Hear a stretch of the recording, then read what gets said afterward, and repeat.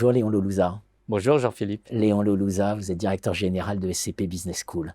Léon Loulouza, toutes les business schools aujourd'hui sont face au même défi. Voilà, c'est un mur de défis. Hein, c'est vraiment l'écologie, le sociétal, le technologique, etc.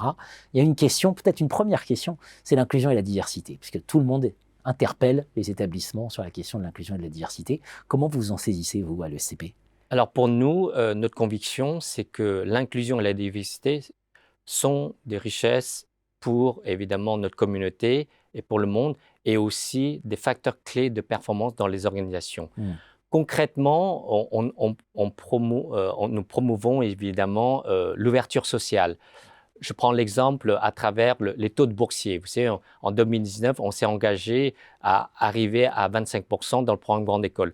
En 2019, nous étions à 17%. Maintenant, nous sommes proches de 24%. Mais il n'y a pas que les chiffres, parce qu'il faut avoir justement un modèle pérenne, durable. Pour cela, nous avons mis en place des programmes d'accompagnement qui s'appellent Talent Spring, justement pour accompagner les préparationnaires boursiers durant 3 jours à l'ESCP pour qu'ils acquièrent confiance, mais surtout préparer des entretiens de personnalité et de langue étrangère. Et je dirais, vous voyez, lorsque vous parlez, Jean-Philippe, de questions de l'ouverture sociale, l'inclusion diversité, pour moi, la question importante, c'est l'ascension sociale, mais pas par l'ascenseur social. Pour moi, c'est par l'escalier social. Parce que pour moi, il y a l'idée d'accompagnement collectif à travers nos professeurs, nos étudiants, nos alumni, pour accompagner justement les élèves boursiers talentueux. Et aussi, il faut faire des efforts, marche par marche. Alors que l'ascenseur social… Il suffit d'appuyer sur un bouton. Il suffit d'appuyer un bouton et il y a une question où nous arrivons vers le haut. Non, il faut vraiment comprendre que la résilience, c'est faire des efforts.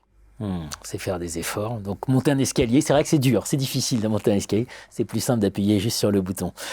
J'évoquais l'ensemble des transformations en cours. J'ai envie de dire que cette image de l'escalier, elle est d'autant plus importante qu'on ne sait pas précisément quel escalier il va falloir monter.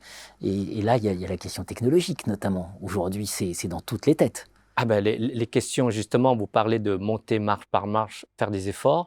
Évidemment, les questions technologiques peuvent être une facilité à justement à faire ces marches. Je pense notamment à ChatGPT. Vous savez, lorsque ChatGPT a été créé, venu, on va dire il y a une frayeur, et en même temps il y a une opportunité de dire on va utiliser beaucoup de potentiel parce que ça nous permet évidemment d'avoir un gain de productivité important. Pour moi, les nouvelles technologies restent des moyens et pas une finalité. Parce que les professeurs sont là pour justement accompagner nos élèves à avoir un esprit critique. Et justement, les nouvelles technologies, il faut les utiliser au même titre que ChatGPT. Donc, à l'ESCP Business School, nous n'interdisons pas justement l'utilisation de ChatGPT, notamment dans les mémoires. Dans les mémoires de recherche, par exemple, c'est au même titre que, vous savez, pour citer les références. Ils sont autorisés à citer les références à hauteur de 20%. C'est au même titre, dans la mesure où, évidemment, ils citent ChatGPT. Bien sûr.